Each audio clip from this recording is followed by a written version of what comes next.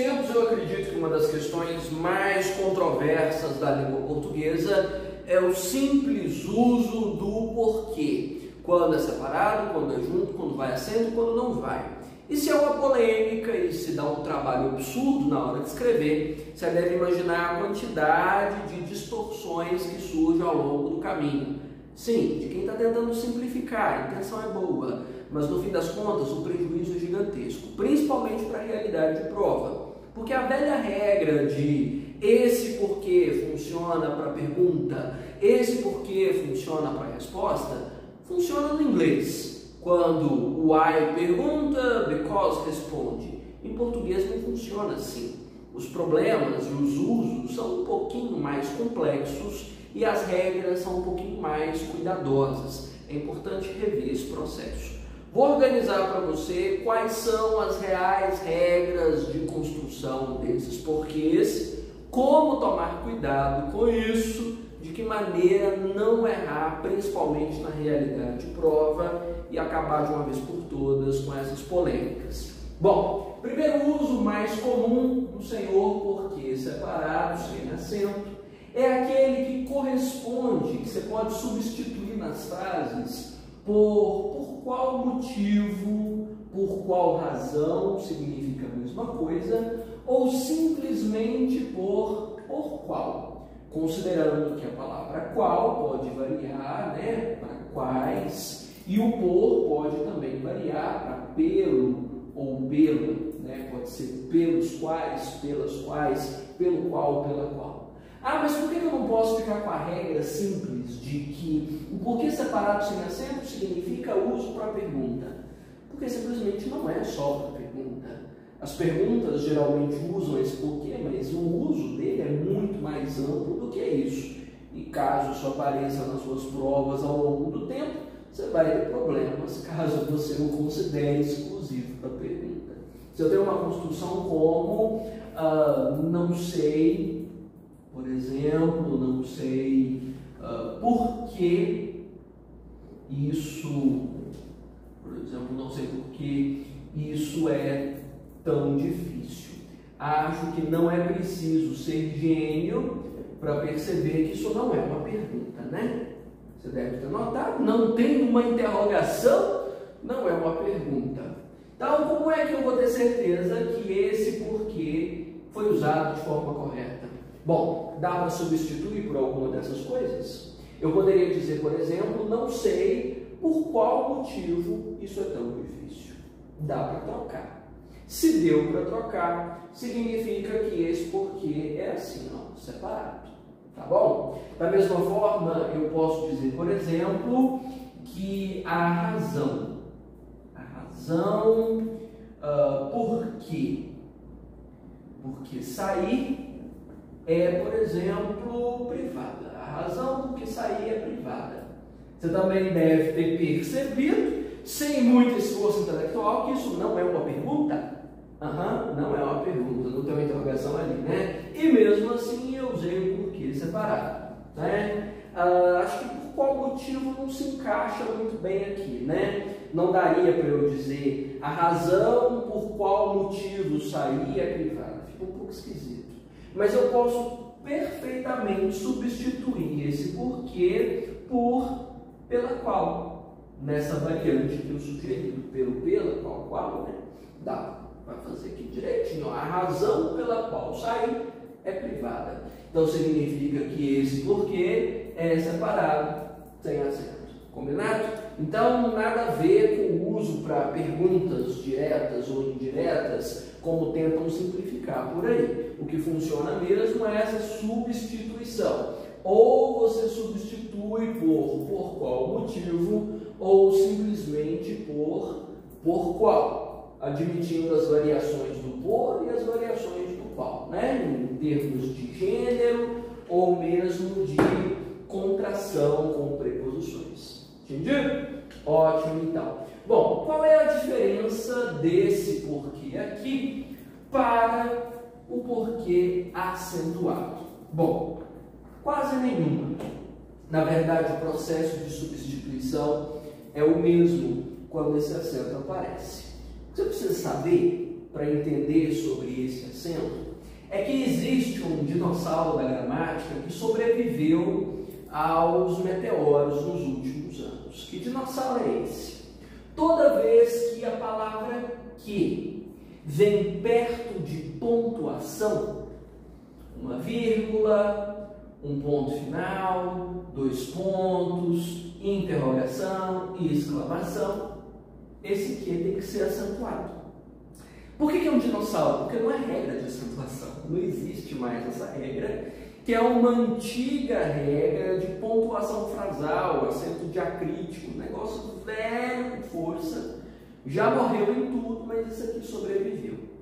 Então, se eu tenho algo como ela viu nele, por exemplo, ela viu nele, não sei o que. O que está no final da frase? Ela viu nela não sei o que. O que você tem que fazer com o que? Acento. Simplesmente porque está antes de pontuação. Então, todo que antes de pontuação, acentuado. Fechou esse lado? Então, você já entendeu que quando você tem o porquê normalzinho, esse sobre o qual nós discutimos, com esses significados, no entanto, antes de qualquer tipo de pontuação, ele ganha um acento. Simples assim. É o mesmo uso, o mesmo formato, mas ele exige pontuação. Aí, de novo, tome cuidado com as regras fáceis e macetes simplificados que você vê por aí. Porque soltam por aí que esse porquê é usado em final de pergunta. Não tem nada a ver com essa história. Tem a ver com pontuação. Okay? Então, se tiver algo como, por exemplo, não sei porquê, mas ela, sei lá, ela é inconveniente, que palavra que eu vou escolher para pôr um defeito aí no meu exemplo? Inconveniente, pronto. Veja, o porquê atribui funcionamento e regra igualzinho que eu já tinha falado. Não sei porquê, não sei por qual motivo, mas ela é inconveniente. Cabe esse, não cabe? Cabe essa substituição, então eu sei que o porquê é separado. Agora veja o detalhe. Tem uma vírgula aqui. Está antes de pontuação, percebeu? O que eu tenho que fazer com o porquê? Acento. Só por causa da vírgula. E poderia ser qualquer outra pontuação que aparecesse na construção da sua frase, o acento apareceria. Seja o porquê, seja o que sozinho, ele é acentuado antes de pontuação. Compreendido? Bom, os outros dois que seguem aqui são os mais fáceis de todos. São os mais simples. Este porquê junto é uma conjunção em língua portuguesa, uma conjunção com ideia de causa.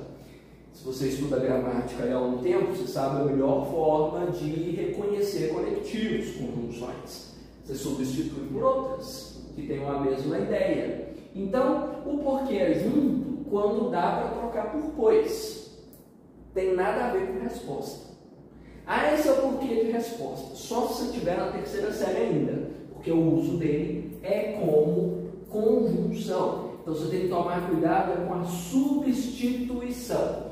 Como é que eu gravei isso ao longo da vida para não me confundir? Eu sempre gravei assim, olha, 2 palavras eu troco por 2 ou por mais palavras, como eu tinha falado, não é? Porque separado eu substituo por qual ou por qual motivo. Eu estava escrevendo motivo aqui. Então, 2 palavras eu troco por 2 palavras, ou mais.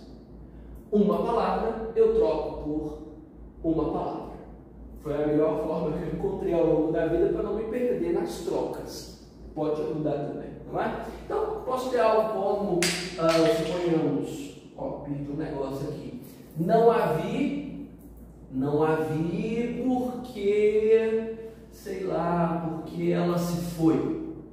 Pronto, não havia porque ela se foi. Não tenho pergunta.